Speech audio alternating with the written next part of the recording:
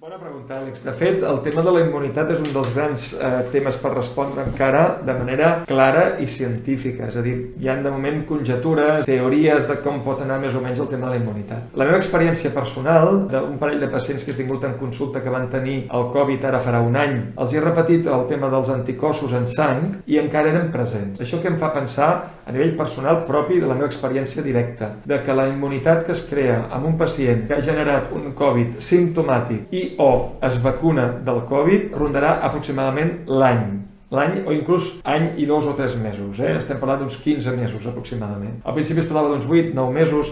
Jo crec que podem ser optimistes i parlar ja de l'any, sense embuts, no?